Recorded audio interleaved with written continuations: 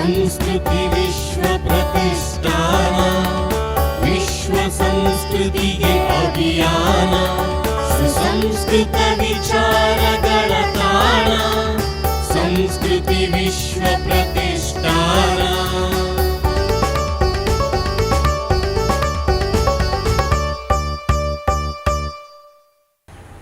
ಸಾಹಿತ್ಯಾಸಕ್ತರಿಗೆ ಅಕ್ಕರೆಯ ನಮನ. ಸಂಸ್ಕೃತಿ ವಿಶ್ವ ಪ್ರತಿಷ್ಠಾನ ರಿಜಿಸ್ಟರ್ಡ್ ಉಡುಪಿ ಅರ್ಪಿಸುವ ಸಂವಿಪ್ರ ಸಂಭ್ರಮ 2020 ಈ ಸಡಗರದಲ್ಲಿ ಆಯೋಜಿಸಿರುವ ಕಥಾ ಸಪ್ತಾಹದ ಪಂಚಮ ದಿನಕ್ಕೆ ತಮಗೆಲ್ಲ ಆತ್ಮೀಯ ಸ್ವಾಗತ. ಇಂದು ಖ್ಯಾತ ಕಥೆಗಾರ ಪೂರ್ಣಚಂದ್ರ ತೇಜಸ್ವಿಯವರ ಕಥೆಯ ವಾಚನ. ಶುದ್ಧ ಸಾಹಿತ್ಯಿಕ ಮೌಲ್ಯವುಳ್ಳ ಕತೆ, ಕಾದಂಬರಿಗಳು, ವೈಜ್ಞಾನಿಕ ಐತಿಹಾಸಿಕ ಲೇಖನ ಸಂಕಲನಗಳು, ಪ್ರವಾಸ ಕಥಾನಕಗಳು ಇವರ ಹೆಗ್ಗಳಿಕೆ. ಇವರು ಬರೆದ ಅಬೆಚೂರಿನ ಪೋಸ್ಟ್ ಆಫೀಸ್, ತಬರನ ಕತೆ, ಕುಬಿಇಯಾಲ ಕತೆಗಳು ಚಲನಚಿತ್ರಗಳಾಗಿ ಪ್ರಸಿದ್ಧವಾಗಿವೆ.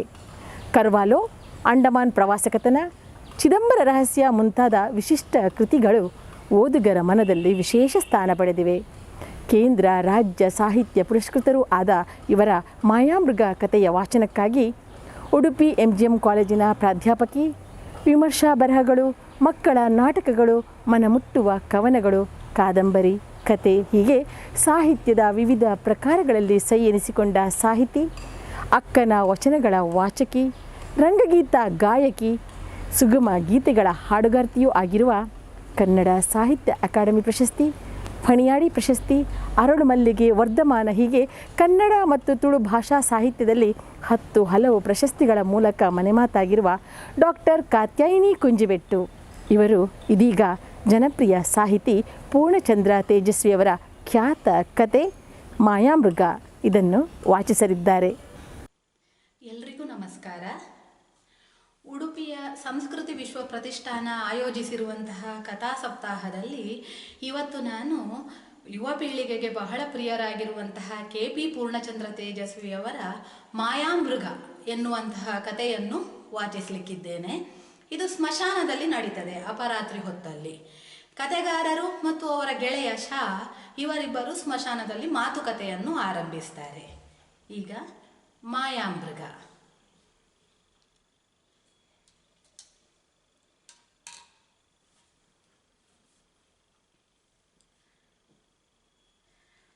ಅಲ್ಲ, ದೆವ್ವಕ್ಕೆ ಒಂದು ರೂಪ ಇರಬೇಕಲ್ವೇ? ಶಾ ನನ್ನನ್ನು ಪ್ರಶ್ನಿಸಿದರು. ರೂಪ ಯಾಕ್ರಿ? ಮತ್ತೆ ನರಮನುಷ್ಯರ ಕಣ್ಣಿಗೆ ಕಾಣೋದು ಹೇಗೆ? ನಾನು ಯೋಚಿಸಿದೆ. ಹೌದಲ್ಲ ಅನಿಸಿತು. ಮನುಷ್ಯನಿಗೆ ಬಹಿರಂಗ ಜಗತ್ತಿನ ಯಾವುದೇ ವಾಸ್ತವ ತಿಳಿಯಬೇಕಾದರೂ ಈ ಪಂಚೇಂದ್ರಿಯಗಳ ಮುಖಾಂತರವೇ ಅಲ್ಲವೇ? ಆಕಾರವೋ, ವಾಸನೆಯೋ, ಶಬ್ದವೋ ಹೇಗೋ ಒಂದು ಭೌತ ವಾಸ್ತವವಾಗಿ ಬಂದರೆ ತಾನೆ ದೆವ್ವ ಇದೆ ಎಂದು ನಮಗೆ ಗೊತ್ತಾಗೋದು. ನೀವು ಹೇಳಿದ್ದು ಸರಿ. ದೆವ್ವ ಕಣ್ಣಿಗೆ ಕಾಣಬೇಕಾದ್ರೆ ಅದಕ್ಕೊಂದು ಆಕಾರ ಬೇಕೇ ಬೇಕು ಎಂದು ಶಾಗೆ ಹೇಳಿದೆ. ಅದು ಸರಿ, ಈಗ ಅದಕ್ಕೆ ಯಾವುದೋ ಒಂದು ರೂಪ ಇದೆ ಎನ್ನಿ, ಅಥವಾ ಯಾವುದೋ ಒಂದು ರೂಪ ಧರಿಸಿ ಬಂತು ಅನ್ನಿ, ಆವಾಗ ದೆವ್ವ ಇದೇ ರೂಪದಲ್ಲಿ ಬಂದಿದೆ ಅಂತ ನಾವು ತಿಳಿಯೋದು ಹೇಗೆ? ಶಾ ಮರು ಪ್ರಶ್ನೆ ಹಾಕಿದರು. ಅದು ಬಿಡ್ರಿ, ಸಿಂಪಲ್.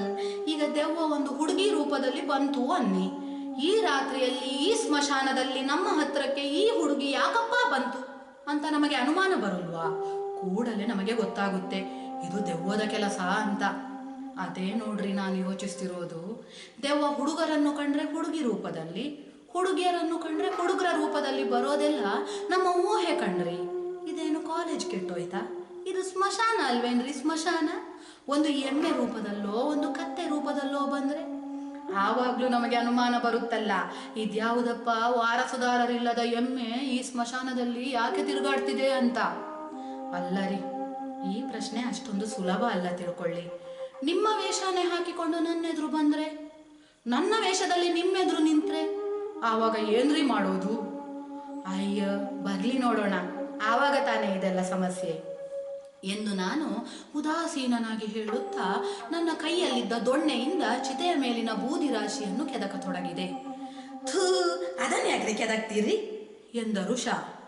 ಯಾವುದಾದರೂ ಹೆಂಗಸರ ಹೆಣ ಸುಟ್ಟಿದ್ದರೆ ಅದರ ಮೂಗು ಬೊಟ್ಟು ಬೆಂಡೊಲೆಗಳ ವಜ್ರ ಸಿಕ್ಕುತ್ತೆ ಗಣ್ರಿ, ವಜ್ರ ಎಂದೆ. ಅಯ್ಯ, ಅವನ್ನೆಲ್ಲ ಬಿಚ್ಕೊಂಡು ಆಮೇಲೆ ಚಿತೆಗೆ ಕೊಳ್ಳಿ ಇಡ್ತಾರೆ ಎಂದರು ಶಾ. ಬೂದಿಯೊಳಗಿಂದ ಕೆಲವು ಮುರುಕಲು ಮೂಳೆಗಳು ಹೊರಬಂದವು. ಯಾರದ್ದೋ ಹೆಣ, ಸರಿಯಾಗಿ ಸುಟ್ಟೇ ಇಲ್ಲ ಎಂದುಕೊಳ್ಳುತ್ತಾ ನನ್ನ ಕೈಲಿದ್ದ ಕೋಲಿನಿಂದ ಮೂಳೆಗಳನ್ನು ಬಡಿದೆ. ಕಾವಿಗೆ ಲಡ್ಡು ಹಿಡಿದಿದ್ದ ಮೂಳೆಗಳು ಪುಸಕ್ಕನೆ ಬೂದಿಯಾದವು.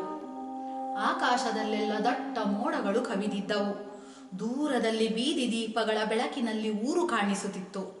ನಾನು ಮತ್ತು ಶಾ ಇಬ್ಬರೂ ಈ ಸ್ಮಶಾನಕ್ಕೆ ದೆವ್ವಗಳು ಕಾಣುತ್ತವೆಯೋ ಎಂದು ಪರೀಕ್ಷಿಸುವ ಸಲುವಾಗಿ ಈ ಸರಿ ರಾತ್ರಿಯಲ್ಲಿ ಬಂದಿದ್ದೆವು. ನಮ್ಮ ಸಂಗೀತದ ಮೇಷ್ಟ್ರು ದಾಸಪ್ಪ, ಅಮಾವಾಸ್ಯೆ ರಾತ್ರಿ ಸ್ಮಶಾನಕ್ಕೆ ಹೋದರೆ ದೆವ್ವ ಕಂಡೇ ಕಾಣುತ್ತದೆ, ನಿಮಗೆ ಧೈರ್ಯ ಇದ್ರೆ ಹೋಗಿ ನೋಡೋಣ ಎಂದು ಸವಾಲು ಹಾಕಿದ್ದರು. ಎಷ್ಟು ಹೊತ್ತು ಕಾದರೂ ನಮಗೆ ಏನೂ ಕಾಣಿಸಲಿಲ್ಲ. ಶಾ ದೆವ್ವವನ್ನು ಸರಿಯಾಗಿ ರೇಗಿಸಿದರೆ ಕೋಪಗೊಂಡಾದರೂ ಅದು ನಮಗೆ ಕಾಣಬಹುದೆಂದು ಬಗೆದು ಬಾಯಿಗೆ ಬಂದಂತೆ ಅಶ್ಲೀಲ ಬೈಗುಳಗಳನ್ನು ಬೈದರು. ಹೇಗೆ ಬೈದರೂ ಅದೇನು ದೆವ್ವದ ಮರ್ಮಕ್ಕೆ ತಾಗುವಂತೆ ಕಾಣಲಿಲ್ಲ. ನಾನು ಪೋಲಿ ಬೈಗುಳಗಳ ಕಲಾತ್ಮಕತೆಗೆ ತಲೆದೂಗುತ್ತಾ ಕುಳಿತಿದ್ದೆ. ಕೊನೆಗೆ ಶಾರವರ ಬೈಗುಳದ ಬತ್ತಳಿಕೆಯೂ ಬರಿದಾಯಿತು. ಬಾಯಿ ಸೋತು ಶಾ ಸುಮ್ಮಗಾದರು. ಆ ಸ್ಮಶಾನದಲ್ಲಿ ಶವದಹನಕ್ಕೆ 3 ಕಲ್ಲಿನ ವೇದಿಕೆಗಳನ್ನು ಕಟ್ಟಿದ್ದರು. ಬಹುಶಃ 3 ಜಾತಿಯವರಿಗೆ 3 ಇರಬೇಕು. ಎಲ್ಲದರ ಮೇಲೂ ಬೂದಿ ರಾಶಿ ಇತ್ತು. ಸ್ವಲ್ಪ ದೂರದಲ್ಲಿ ಹೂಳಿ ಶವ ಸಂಸ್ಕಾರ ಮಾಡುವವರ ಗೋರಿಗಳಿದ್ದವು. ಮಳೆಯಿಂದ ಕೊಚ್ಚಿಯೋ ಅಥವಾ ಹೊಸ ಹೆಣಗಳನ್ನು ಹೂಳುವಾಗ ಹೊರಬಿದ್ದವೋ ಹಲವಾರು ಮೂಳೆಗಳು, ಒಡೆದ ತಲೆಬುರುಡೆಗಳು ಅಲ್ಲೆಲ್ಲ ಬಿದ್ದಿದ್ದವು. ಕೆಲವು ಹೊತ್ತು ನಾನು ಯಾವ ಮಾತನ್ನೂ ಆಡದೆ ಸುಮ್ಮನೆ ಅಲ್ಲೆಲ್ಲ ಇರುವುದನ್ನೇ ಅವಲೋಕಿಸುತ್ತಾ ಕುಳಿತೆ. ಹುಟ್ಟಿದ ಎಲ್ಲರೂ ಕೊಟ್ಟ ಕೊನೆಗೆ ಬರಲೇಬೇಕಾದ ಈ ಜಾಗದ ಬಗ್ಗೆ ನನಗೆ ಏನೇನೋ ಭಾವನೆಗಳು ಏಳತೊಡಗಿತು. ಆಗಲೇ ಆರಂಭವಾಗಿದ್ದು ಶಾಗೆ ದೆವ್ವ ಯಾವುದಾದ್ರೂ ರೂಪದಲ್ಲಿ ಬಂದರೆ ಅದನ್ನು ಗುರುತಿಸೋದು ಹೇಗೆ ಎಂಬ ಸಂಶಯ ರೋಗ. ಕೊಂಚ ಹೊತ್ತು ಕಳೆದಂತೆ ಶಾರವರ ಅನುಮಾನಗಳು ನನ್ನ ಮನಸ್ಸನ್ನು ಆಕ್ರಮಿಸತೊಡಗಿದವು. ಶಾ, ದೆವ್ವಗಳು ನಮ್ಮ ರೂಪದಲ್ಲೇ ಬಂದು ನಮಗೇ ತೊಂದರೆ ಕೊಡಲು ಆರಂಭಿಸೋದಕ್ಕಿಂತ ಮೊದಲೇ ನಾವು ಈ ಜಾಗ ಖಾಲಿ ಮಾಡೋದು ಒಳ್ಳೆಯದಲ್ವೇ ಎಂದೆ. ನಾನು ಅದರ ಬಗ್ಗೆ ಯೋಚಿಸ್ತಾ ಇದ್ದೇನೆ. ನನಗೊಂದು ಉಪಾಯ ಹೊಳಿತಾ ಇದೆ. ಅದರ ಪ್ರಕಾರ ನಮ್ಮ ರೂಪ ಧರಿಸಿ ದೆವ್ವ ನಮ್ಮನ್ನು ಮೋಸ ಮಾಡದಂತೆ ತಡೆಯಬಹುದು ನೋಡಿ. ಏನಪ್ಪ ಅದು? ಚುಂಬಿಡ್ಸಿಂ ಮತ್ತು ಕುಣ್ಫು ಎಂದರು ಶಾ. ಹಾಗೆಂದರೆ ಏನು ಎಂದು ತೋಚದೆ ತುಂಬಾ ಗಲಿಬಿಲಿಗೊಂಡು ಅವರ ಮುಖವನ್ನೇ ನೋಡಿದೆ. ಮಂತ್ರ ಕಣ್ರಿ ಅದು. ಇದೆಂತ ಮಂತ್ರ ರೀ? ಮೇಡ್ ಇನ್ ಜಪಾನ್ ಮಂತ್ರ ಇದ್ದಂಗಿದೆಯಲ್ಲ. ಜಪಾನ್ ಭಾಷೆನೇನ್ರಿ? ಇದು ಮೇಡ್ ಇನ್ ಚೈನಿ ಪದಗಳು ಕಣ್ರಿ. ಇದು ನಮ್ಮಿಬ್ಬರಿಗೂ ಸಂಕೇತ ಪದಗಳು. ನಾನು ನಿಮ್ಮನ್ನು ಕರೆದ ಕೂಡಲೇ ನೀವು ಚುಂಬಿಡ್ಸಿಂ ಎಂದು ಅನಂತರ ಮಾತು ಶುರು ಮಾಡಬೇಕು. ನೀವು ನನ್ನನ್ನು ಕರೆದರೆ ನಾನು ಕುಣ್ಫು ಅನ್ನುತ್ತೇನೆ. ಈ ಸಂಕೇತ ಹೇಳದಿದ್ದರೆ ಅದೇ ದೆವ್ವ, ನಾನಲ್ಲ ಎಂದರ್ಥ. ಇದ್ಯಾಕೆ ಚೈನೀ ಪದಗಳನ್ನೇ ಹೇಳಬೇಕು? ಇನ್ಯಾವುದಾದ್ರೂ ಕನ್ನಡದ್ದೋ ಸಂಸ್ಕೃತದ್ದೋ ಪದ ಹೇಳುವುದು ಒಳ್ಳೆಯದಲ್ವೇ? ಬೇಡ, ಇದು ಮೊನ್ನೆ ಭಾಷಾಶಾಸ್ತ್ರ ಪಾಠ ಮಾಡುತ್ತಾ ನಮ್ಮ ಮೇಷ್ಟ್ರು ಹೇಳಿದ್ದು. ನಮ್ಮ ಭಾಷೆಯ ಪದಗಳೇ ಆದರೆ ದೆವ್ವ ಸಹ ತಿಳ್ಕೊಂಡು ದುರುಪಯೋಗ ಮಾಡಬಹುದಲ್ಲ ಎಂದರು. ಅಂತೂ ನಮ್ಮ ಸಮಸ್ಯೆಗೆ ಒಂದು ಉಪಾಯ ಸೂಚಿಸಿದ್ದರು ಶಾ. ಆದರೆ ಶಾ ಚೈನೀ ಭಾಷೆಯದ್ದೆಂದು ಹೇಳುತ್ತಿರುವ ಈ ಪದಗಳ ಬಗ್ಗೆ ನನಗೆ ಅಷ್ಟೊಂದು ಸಮಾಧಾನವೆನಿಸಲಿಲ್ಲ. ಚುಂಬಿಡ್ಸಿಂ ಮತ್ತು ಕುಂಗ್ಫು ಈ ಪದಗಳನ್ನು ಮರೆಯದೆ ಇರಲು ನಾನು ಅದನ್ನು ಮತ್ತೆ ಹೇಳಿಕೊಳ್ಳುತ್ತಾ ಮನದಲ್ಲೇ ಉರು ಹಚ್ಚತೊಡಗಿದೆ. ಚುಂಬಿಡ್ಸಿಂ ಕುಂಗ್ಫು, ಚುಂಬಿಡ್ಸಿಂ ಕುಂಗ್ಫು, ಚುಂಬಿಡ್ಸಿಂ ಕುಂಗ್ಫು, ಚುಂಬಿಡ್ಸಿಂ ಕುಂಗ್ಫು. ಶಾ ಒಂದ ಮಾಡಿ ಬರಲು ಎದ್ದರು. ನನಗೂ ನನ್ನ ಸಂಕೇತ ಪದ ಜ್ಞಾಪಕಕ್ಕೆ ಬಂದರೆ ಅವರದ್ದು ಮರೆಯುತ್ತಿತ್ತು, ಅವರದ್ದು ಜ್ಞಾಪಕಕ್ಕೆ ಬಂದರೆ ನನ್ನದು ಮರೆಯುತ್ತಿತ್ತು. ಇಬ್ಬರದ್ದು ಜ್ಞಾಪಕಕ್ಕೆ ಬಂದರೆ ಯಾರದ್ದು ಯಾವುದು ಎಲ್ಲವೂ ಮರೆಯುತ್ತಿತ್ತು. ಭಗವನ್ನಾಮ ಸ್ಮರಣೆ ಮಾಡುತ್ತಾ ಜಪ ಮಾಡುವವನಂತೆ ಪಿಟುಗುಟ್ಟತೊಡಗಿದೆ. ಚುಂಬಿಡ್ಸಿಂ ಕುಂಗ್ಫು, ಚುಂಬಿಡ್ಸಿಂ ಕುಂಗ್ಫು, ಚುಂಬಿಡ್ಸಿಂ ಕುಂಗ್ಫು, ಚುಂಬಿಡ್ಸಿಂ ಕುಂಗ್ಫು. ಪರಿಚಿತ ಪದಗಳನ್ನಾದರೂ ಸಂಕೇತ ಎಂದಿಟ್ಟುಕೊಂಡಿದ್ದರೆ ಚೆನ್ನಾಗಿರುತ್ತಿತ್ತು. ಈಗ ದೆವ್ವದ ಅನ್ವೇಷಣೆಗೆ ಬಂದವನು ಅದನ್ನೇ ಕೈಬಿಟ್ಟು ಈ ಮೇಡ್ ಇನ್ ಚೈನಾ ಮಂತ್ರವನ್ನು ಪಠಿಸುತ್ತಾ ಕುಳಿತಿದ್ದೆ. ಅಷ್ಟರಲ್ಲಿ ನನ್ನ ಹಿಂದುಗಡೆ ಸಪ್ಪಳವಾಯಿತು. ಶಾ ಹಿಂತಿರುಗಿರಬಹುದು ಎಂದು ತಿರುಗಿ ನೋಡಿದೆ. ಶಾ ನಿಂತಿದ್ದರು. ಏನ್ರಿ ಅಂದೆ. ಕುಂಗ್ಫು ಎಂದು ಹೇಳಿ ನನ್ನ ಹೆಸರು ಹಿಡಿದು ಕರೆದರು. ಬಹುಶಃ ದೆವ್ವ ಬಂದಾಗ ಮಾಡಬೇಕಾದ ಕ್ರಮದ ರಿಹರ್ಸಲ್ ತಗೊಳ್ಳುತ್ತಿದ್ದರೆಂದು ಕಾಣುತ್ತದೆ. ಶಾ ಕೆಲವೇ ನಿಮಿಷದ ಹಿಂದೆ ಹೇಳಿಕೊಟ್ಟಿದ್ದ ಸಂಕೇತ ಪದ ಅಷ್ಟೆಲ್ಲ ಉರು ಹಚ್ಚಿದ್ದರೂ ಕೂಡ ಸಂಪೂರ್ಣವಾಗಿ ಮರೆತೇ ಹೋಯಿತು. ಇಡೀ ಪದವಿರಲಿ, ಅದರ ಮೊದಲ ಅಕ್ಷರ ಸಹ ಜ್ಞಾಪಕಕ್ಕೆ ಬರುತ್ತಿಲ್ಲ. ನಾನು ಕಕ್ಕಾಬಿಕ್ಕಿಯಾಗಿ ಆ ಪದವನ್ನು ತಲೆಯೊಳಗೆ ತಡಕಾಡುತ್ತಾ ಶಾ ಕಡೆಗೆ ಪಿಳಿಪಿಳಿ ಕಣ್ಣು ಬಿಟ್ಟೆ. ಶಾ ನನ್ನ ಕಡೆ ವಿಚಿತ್ರವಾಗಿ ಕಠೋರವಾಗಿ ನೋಡುತ್ತಿದ್ದಂತೆ ಕಂಡಿತು. ಸರಿಯಾದ ಸಮಯಕ್ಕೆ ಶಾ ಹೇಳಿಕೊಟ್ಟಿದ್ದ ಸುಡುಗಾಡು ಚೈನಿ ಮಂತ್ರ ಕೈ ಕೊಡಬೇಕೆ? ಶಾ ಕೈಯಲ್ಲಿದ್ದ ದೊಣ್ಣೆಯನ್ನು ಝಳಪಿಸುತ್ತಾ ನನ್ನ ಕಡೆಗೆ ತಿರುಗಿ ದೆವ್ವವನ್ನು ಉದ್ದೇಶಿಸಿ ಮಾತಾಡುವವರಂತೆ, ಲೇ ನಿನ್ನ ಮಾಯ ನನ್ನ ಹತ್ರ ನಡೆಯೋದಿಲ್ಲ, ನಿನ್ನ ವೇಷಗೀಷ ಎಲ್ಲ ಕಟ್ಟಿಟ್ಬಿಡು, ಬಗಳು ನೀನ್ಯಾರಂತ ಎಂದು ಕರ್ಕಶ ಸ್ವರದಲ್ಲಿ ಹೇಳಿದರು.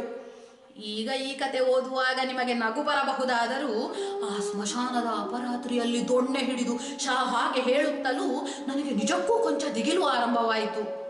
ಹಳ್ಳಿಯ ಕಡೆ ಸುಮಾರು ಜನ ಮಂತ್ರವಾದಿಗಳು ದೆವ್ವ ಹಿಡಿದವರಿಗೆ ದೆವ್ವ ಬಿಡಿಸುವುದನ್ನು ನೋಡಿದ್ದ ನನಗೆ ದಿಗಿಲಾಗಿದ್ದರಲ್ಲಿ ಅಸ್ವಾಭಾವಿಕವೇನಿಲ್ಲ ಅನ್ನಿ. ಆದರೆ ಇಷ್ಟೂ ಹೊತ್ತು ಉರು ಹಚ್ಚಿದ್ದ ದರಿದ್ರ ಪದ ಈಗ ಅದನ್ನು ನಾನೆಂದು ಕೇಳಿಯೇ ಇಲ್ಲ ಎನ್ನುವಂತೆ ಮರೆದೇ ಹೋಗಿತ್ತು. ಶಾ ಇನ್ನೆಲ್ಲಿ ದೊಣ್ಣೆ ಬೀಸುತ್ತಾರೋ ಎಂದು ದಿಗಿಲಾದಂತೆಲ್ಲ ಆ ಪದ ನನ್ನ ತಲೆಯೊಳಕ್ಕೆ ಜ್ಞಾಪಕಕ್ಕೆ ಬಾರದಂತೆ ಹುದುಗತೊಡಗಿತು. ಜ್ಞಾಪಿಸಿಕೊಳ್ಳುವವರೆಗೆ ಕೊಂಚ ತಡೆಯಿರಿ ಎಂದು ಸಂಜ್ಞೆ ಮಾಡಲು ನಾನು ಕೈ ಎತ್ತಿದೆ. ಬಗಳು ನೀನ್ಯಾರಂತ ಎಂದು ಶಾ ಮತ್ತೊಮ್ಮೆ ಗರ್ಜಿಸಿ ಒಂದು ಹೆಜ್ಜೆ ಮುಂದಿಟ್ಟರು. ಓಹೋ, ಪರಿಸ್ಥಿತಿ ಯಾಕೋ ಕೈ ಮೀರುತ್ತಿದೆ. ಇಬ್ಬರ ಮೇಲೂ ದೆವ್ವಗಳು ಪ್ರಭಾವ ಬೀರತೊಡಗಿವೆ. ಇಬ್ಬರೂ ಅಕಸ್ಮಾತ್ ಇಲ್ಲೇನಾದರೂ ಹೊಡೆದಾಡಿ ಬುರುಡೆ ಒಡೆದುಕೊಂಡು ಸತ್ತರೆ ಬೆಳಿಗ್ಗೆ ನಮ್ಮಿಬ್ಬರ ಹೆಣಗಳನ್ನು ನೋಡಿದ ಜನರಂತೂ ಹೀಗೆ ಭಾವಿಸೋದು ಖಂಡಿತ. ಬೇಗ ಏನಾದರೂ ಮಾಡಬೇಕು ಎಂದು ಯೋಚಿಸಿದೆ. ಶಾ ಇನ್ನೊಂದು ಹೆಜ್ಜೆ ಮುಂದಿಟ್ಟರು. ಇರಿ ಒಂದ್ ನಿಮಿಷ ತಡೀರಿ, ನೀವು ಹೇಳಿದ ಆ ಸುಡುಗಾಡು ಚೈನಿ ಮಂತ್ರ ಯಾಕೋ ನನ್ನ ತಲೆಗೆ ಹೊಳಿತಾ ಇಲ್ಲ ಎಂದು ಗಾಬರಿಯ ಸ್ವರದಲ್ಲಿ ಕೂಗಿದೆ. ನನ್ನ ಮಾತು ಕೇಳಿ ಶಾ, ಅಯ್ಯ ನೀವೇನೇನ್ರಿ ಎಂದರು ತಾತ್ಸಾರದಿಂದ. ನಾನು ದೆವ್ವವಲ್ಲ, ಒರಿಜಿನಲ್ ಮನುಷ್ಯ ಎಂದು ತಿಳಿದು ಅವರಿಗೆ ಆಶಾಭಂಗವಾಗಿರಬೇಕು. ಶಾ ಮತ್ತೆ ಅವರ ದರಿದ್ರ ಚೈನೀ ಪದಗಳನ್ನು ನನಗೆ ಹೇಳಿಕೊಡುತ್ತಿರಬೇಕಾದ್ರೆ ಮೂರನೆಯ ಚಿತೆಯ ಬಳಿ ಪಟ್ಪಟ ಸದ್ದಾಗಿ ಒಂದು ಸಣ್ಣ ಹೊಗೆಯ ಮೋಡ ಎದ್ದು ಆಕಾರ ತೆಗೆದುಕೊಳ್ಳತೊಡಗಿತು.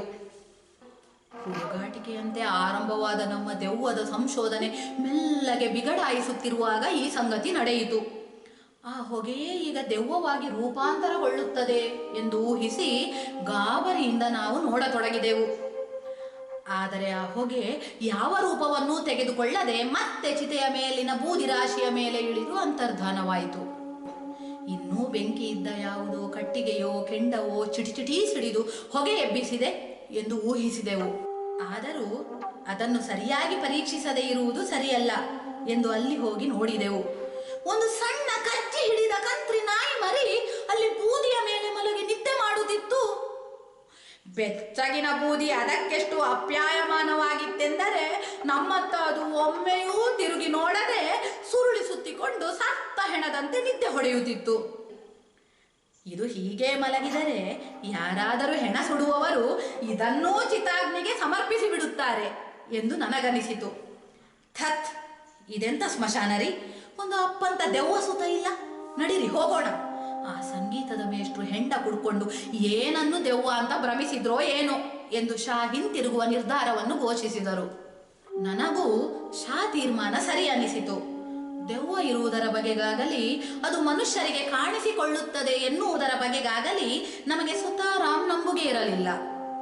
ಆದರೆ ದೆವ್ವವನ್ನು ನಂಬದಿರುವುದಕ್ಕೂ ಭಯಕ್ಕೂ ಯಾವ ಸಂಬಂಧವೂ ಇಲ್ಲೆಂದು ತೋರುತ್ತದೆ. ನಾವು ಆಲೋಚಿಸುವಾಗ ನಾಸ್ತಿಕರು ವಿಚಾರವಾದಿಗಳು ಆಗಿರುತ್ತಾ ಕತ್ತಲ ಏಕಾಂತದಲ್ಲಿ ಹೃದ್ಗತ ಭಾವನೆಗಳನ್ನು ಮೆಲುಕುವಾಗ ದೆವ್ವ ಇದ್ದೀತೇನೋ ಎಂಬ ಗುಮಾನಿಯುಳ್ಳ ಪುಕ್ಕಲರಾಗಿದ್ದೆವು. ನಮ್ಮ ಸಂಗೀತದ ಮೇಷ್ಟ್ರು ವೀಣೆಗಳಲ್ಲಿನ ಪ್ರಭೇದಗಳನ್ನು ಹೇಳುತ್ತಾ ಸರಸ್ವತಿ ವೀಣಾ, ರುದ್ರವೀಣಾ, ಗೋಟುವಾದ್ಯ, ವಿಚಿತ್ರ ವೀಣಾ ಮುಂತಾದವುಗಳನ್ನು ಪ್ರಸ್ತಾಪಿಸಿ ಕೊನೆಗೆ ಕಿನ್ನರ ವೀಣಾ ಎಂಬುದೊಂದು ಇದೆ ಎಂದು ರಣಹದ್ದಿನ ಎಲುಬಿನಲ್ಲಿ ಮಾಡಿದ ಇದನ್ನು ನುಡಿಸಿದರೆ ಮೋಹಿನಿ ದೆವ್ವ ಎಲ್ಲಿದ್ದರೂ ಕಟಾಯಿಸಿ ಬಂದು ಬಿಡುತ್ತದೆಂದು ಹೇಳಿದ್ದರು. ಅಲ್ಲಿಂದ ಶುರುವಾಗಿದ್ದು ನೋಡಿ ನಮಗೂ ಅವರಿಗೂ ದೆವ್ವದ ಬಗ್ಗೆ ವಿವಾದ. ಅಲ್ಲ, ಭಾರತೀಯ ಸಂಗೀತಕ್ಕೂ ದೈವಭಕ್ತಿ ಮೂಢನಂಬುಗೆ ದೆವ್ವಭೂತಗಳಿಗೂ ಏನಾದರೂ ಸಂಬಂಧವಿದೆಯೋ ಏನೋ? ಏಕೆಂದರೆ ನಾನು ಕಂಡ ಬಹುಪಾಲು ಸಂಗೀತಗಾರರು ಈ ರೀತಿ ಸಂಗೀತದ ಬಗ್ಗೆ ದಂತಕಥೆಗಳನ್ನು ಹೇಳಿ ರೋಮಾಂಚನಗೊಳಿಸುವುದರಲ್ಲಿ ನಿಸ್ಸೀಮರು. ಬರ್ಕತುಲ್ಲಾ ಖಾನ್ ಸಿತಾರ್ನಲ್ಲಿ ದೀಪಕ ರಾಗದ ಆಲಾಪನೆ ಆರಂಭಿಸಿದೊಡನೆ ಆಸ್ಥಾನದ ಕುರ್ಚಿಗೇ ಬೆಂಕಿ ಬಿದ್ದದ್ದು.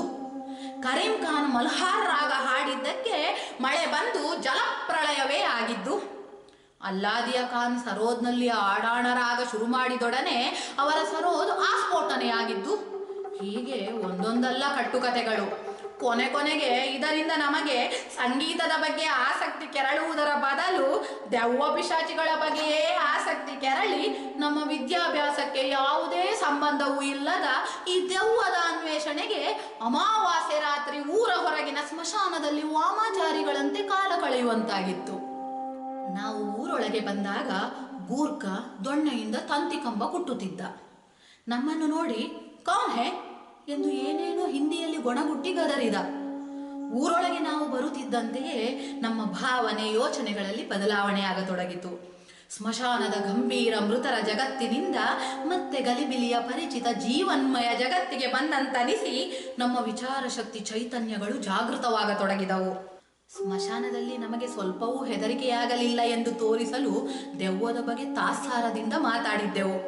ಒಂದರ್ಥದಲ್ಲಿ ದೆವ್ವ ಇದೆ, ಆದರೆ ನಾವು ಅದಕ್ಕೆಲ್ಲ ಕೇರ್ ಮಾಡುವಂಥವರಲ್ಲ ಎನ್ನುವಂತಿತ್ತು ನಮ್ಮ ಮಾತಿನ ಧೋರಣೆ. ಶಾ ಹೇಳಿದರು, ನೋಡ್ರಿ, ದೆವ್ವ ಇದೆ, ಆದರೆ ಸ್ಮಶಾನದಲ್ಲಿ ಅಲ್ಲ. ಹಾಗಾದರೆ ಊರೊಳಗೆ ಇರ್ತವೆ ಅಂತೀರಾ? ಅಲ್ಲೂ ಅಲ್ಲ. ಹಾಗಾದರೆ ನಮ್ಮ ತಲೆ ಒಳಗೆ ಕಣ್ರಿ. ನಮ್ಮ ತಲೆ ಒಳಗೆ ಇರೋದು ಮೆದುಳು, ಕರೆಕ್ಟ್. ಅದರ ಒಳಗೆ ದೆವ್ವ ಇರುತ್ತೆ. ಮೊನ್ನೆ ತಾನೇ ಈ ವಿಷಯ ನನಗೆ ಗೊತ್ತಾಯಿತು. ರಾತ್ರಿ ಒಬ್ಬನೇ ಸೈಕಲ್ ಹೊಡ್ಕೊಂಡು ಬರ್ತಾ ಇದ್ದೆ. ರಾತ್ರಿ ಸುಮಾರು 10 ಗಂಟೆ. ಸುಯ್ಯೋ ಅಂತ ಸಾಲ್ ಮರದ ನಡುವೆ ಗಾಳಿ ಬೀಸ್ತಾ ಇತ್ತು. ಇದ್ದಕ್ಕಿದ್ದ ಹಾಗೆ ನನಗೊಂದು ಯೋಚನೆ ಬಂತು.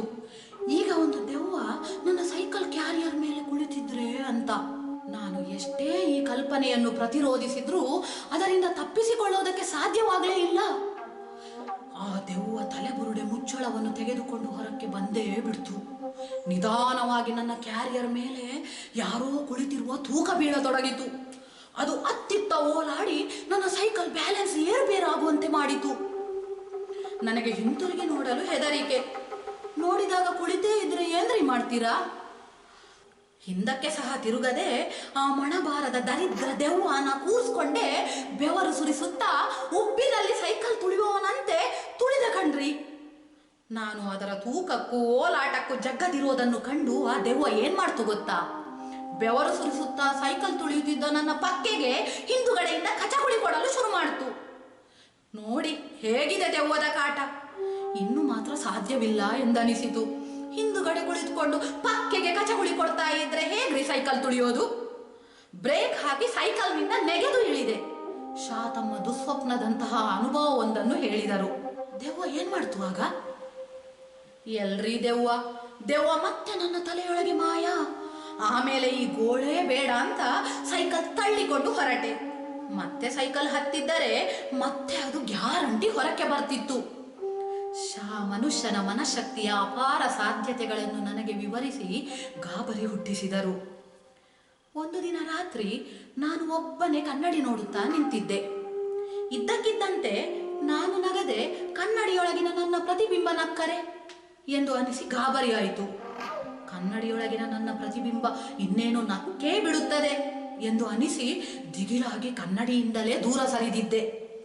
ಈಗ ಶಾ ಹೇಳುತ್ತಿರುವುದು ಒಂದು ರೀತಿಯಲ್ಲಿ ನಿಜ ಅನಿಸಿತು. ಊರಿನ ಬೀದಿಯಲ್ಲಿ ನಡೆಯುತ್ತಾ ಇದ್ದೆವು. ಇದೆಂತ ಅಕ್ಷಯ ರಸ್ತೆ, ದಾರಿ ಸಾಗುವುದೇ ಇಲ್ಲ ಎಂದುಕೊಂಡೆ. ಬೆಳಗಾಗುವುದೇ ಇಲ್ಲವೆನ್ನುವಂತೆ ಕತ್ತಲೆಗೆ ಕೊನೆಯೇ ಇಲ್ಲದಂತೆ ಕಂಡಿತು. ಬೀದಿ ದೀಪಗಳ ಕ್ಷೀಣ ಬೆಳಕೊಂದೇ ಕೊಂಚ ಧೈರ್ಯ ಕೊಡುವ ಸಂಕೇತಗಳಾಗಿದ್ದವು. ಸುತ್ತಲಿನ ಮನೆಗಳು ಸದ್ದಿಲ್ಲದೆ ಮಲಗಿದ್ದವು. ಬಹುಶಃ ಎಲ್ಲರೂ ಕನಸು ಕಾಣುತ್ತಿದ್ದಿರಬಹುದು, ಅಥವಾ ನಾನೇ ಕನಸು ಕಾಣುತ್ತಿದ್ದೇನೋ. ಖಾಲಿ ರಸ್ತೆಗಳು, ಸದ್ದಿರದ ಮನೆಗಳು, ತಲೆ ಕೆದರಿಕೊಂಡ ಮರಗಳು, ಯಾವುದಿರಬಹುದು ಕನಸು?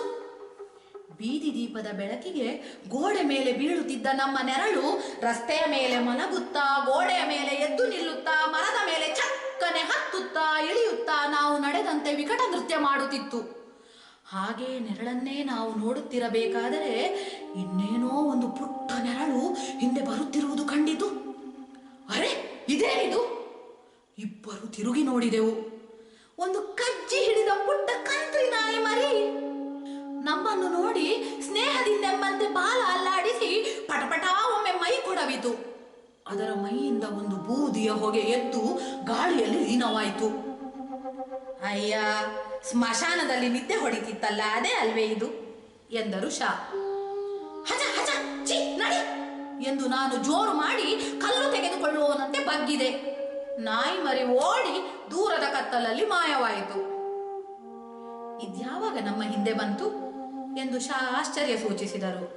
ಅದು ನಮ್ಮಿಬ್ಬರಿಗೂ ಕಂಡಿದ್ದರಿಂದ ಅದು ಯಾರೊಬ್ಬರ ಮನಸ್ಸಿನ ಭ್ರಾಂತಿಯೂ ಅಲ್ಲವೆಂದು ನಮಗೆ ಖಾತ್ರಿಯಾಯಿತು.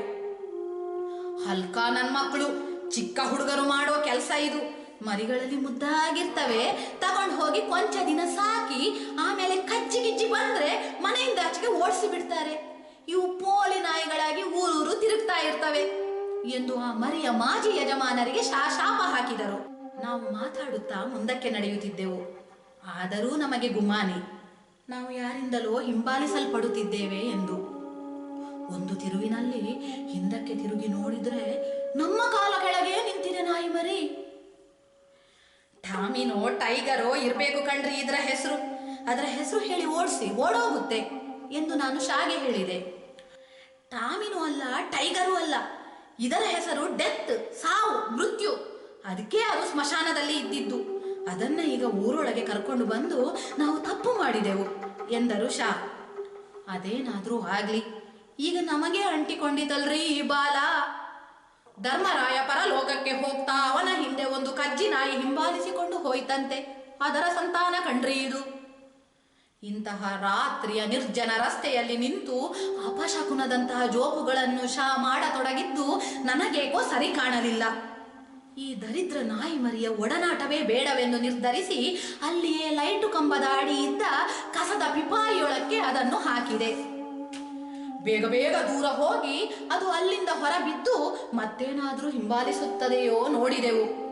ನಾಯಿ ಮರಿ ಕುಯ್ ಗುಡುತ್ತಾ ಕಸದ ಪೀಪಾಯಿ ಹತ್ತಲೆತ್ನಿಸುತ್ತಿತ್ತು.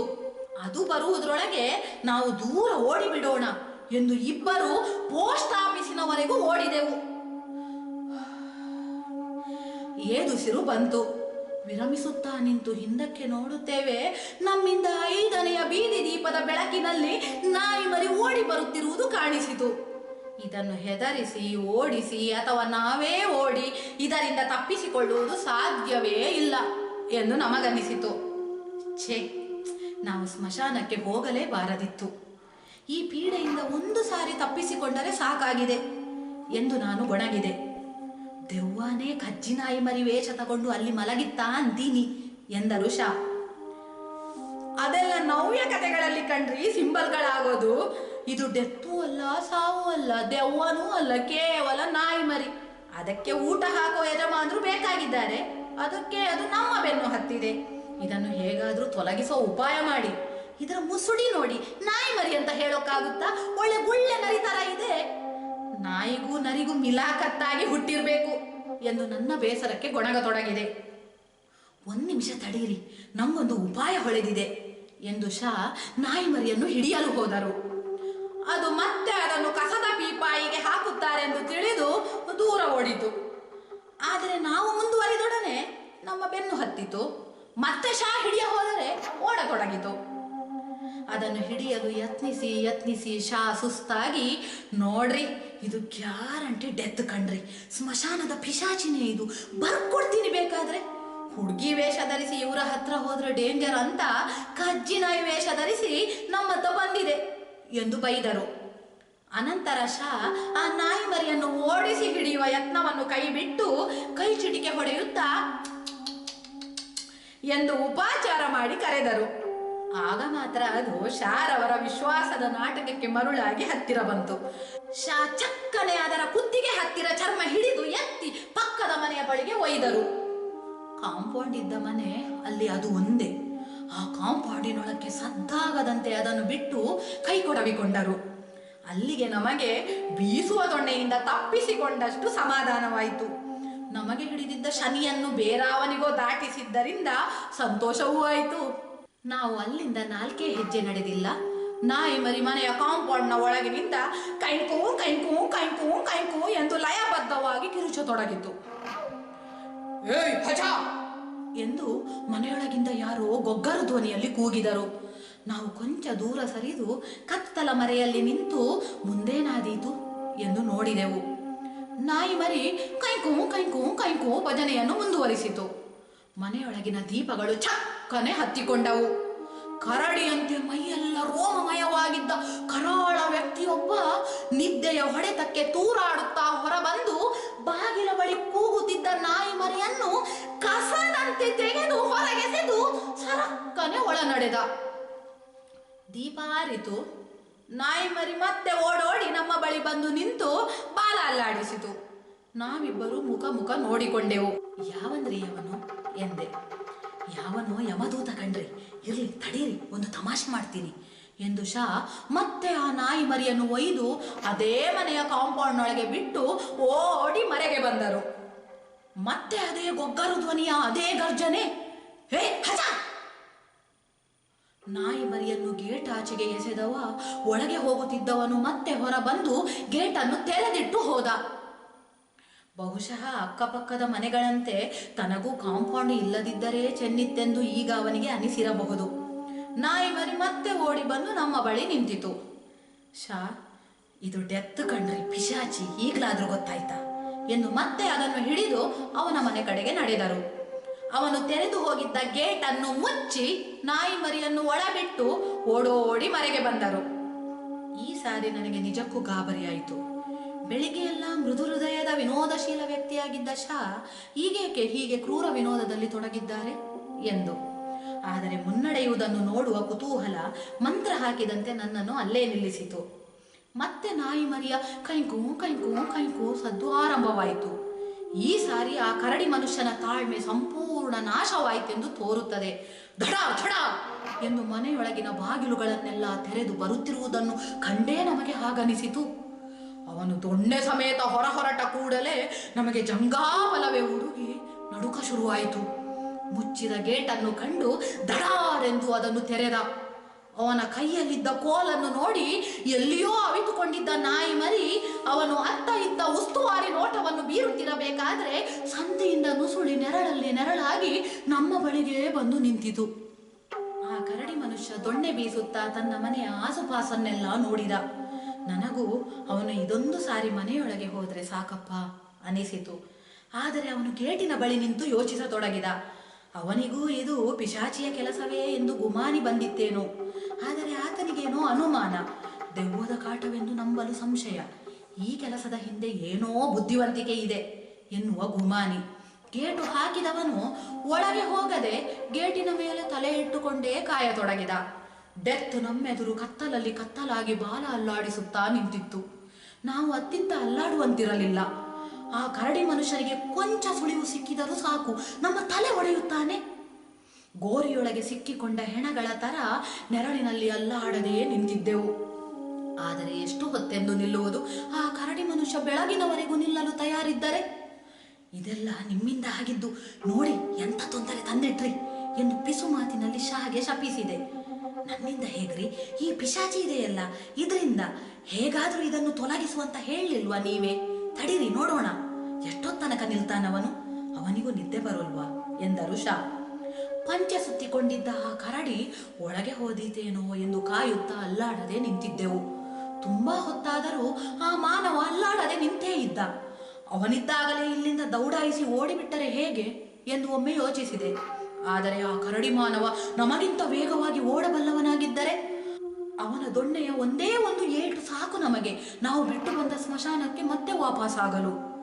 ಅವನು ಎಷ್ಟು ಹೊತ್ತಾದರೂ ಅಲ್ಲಾಡದೆ ಗೇಟಿಗೆ ಒರಗಿಕೊಂಡೇ ನಿಂತೇ ಇದ್ದದ್ದನ್ನು ನೋಡಿ ಶಾಗೆ ಹಾಕುವ ಅನುಮಾನ ಆರಂಭವಾಯಿತು. ಅವನು ಅಲ್ಲೇ ನಿದ್ದೆ ಮಾಡೋದಕ್ಕೆ ಶುರು ಮಾಡಿದ್ದಾನೆ. ಇಲ್ಲದಿದ್ರೆ ನರ ಮನುಷ್ಯರಿಗೆ ಇಷ್ಟೊಂದು ಹೊತ್ತು ಇದೇ ಭಂಗಿಯಲ್ಲಿ ನಿಲ್ಲೋದಕ್ಕೆ ಆಗುತ್ತೇನ್ರಿ ಎಂದರು. ಏನು ಮಾಡುವುದೋ ನನಗೆ ತೋಚಲಿಲ್ಲ. ನಿಂತು ನಿಂತು ನನಗೆ ಕಾಲು ನೋವು ಆರಂಭವಾಯಿತು. ನಾಯಿ ಮರಿಗೂ ನಿಂತು ನಿಂತು ಬೇಸರ ಬಂತೆಂದು ಕಾಣುತ್ತದೆ. ಅಥವಾ ನಮಗಿಂತ ಆ ಕರಡಿ ಮನುಷ್ಯನೇ ವಾಸಿ ಎಂದನಿಸಿತೋ ಏನು.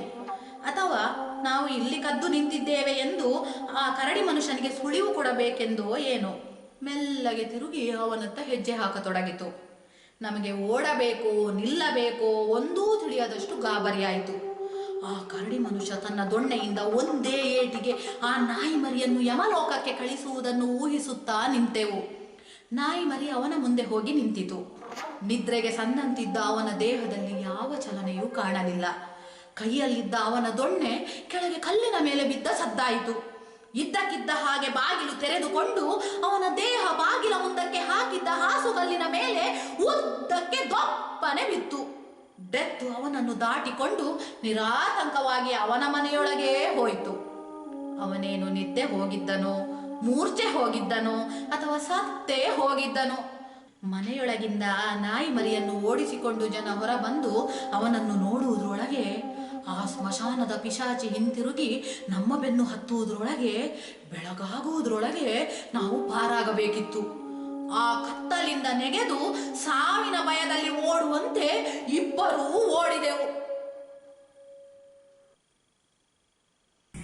ನಮಸ್ಕಾರ. ಇಂದು ಪೂರ್ಣಚಂದ್ರ ತೇಜಸ್ವಿಯವರ ಮಾಯಾಮೃಗ ಕಥೆಯನ್ನು ವಾಚಿಸಿದ ಡಾಕ್ಟರ್ ಕಾತ್ಯಾಯಿನಿ ಕುಂಜಿಬಟ್ಟಿ ಇವರಿಗೆ ನಮ್ಮ ಧನ್ಯವಾದಗಳು. ನಾಳೆ ಸಂಜೆ 6 ಗಂಟೆಗೆ ವೈದೇಹಿಯವರ ಅವಲಂಬಿತರು ಕಥೆಯನ್ನು ಅಹಲ್ಯ ಬಲ್ಲಾಳಿಯವರು ವಾಚಿಸಲಿದ್ದಾರೆ, ವೀಕ್ಷಿಸಿ.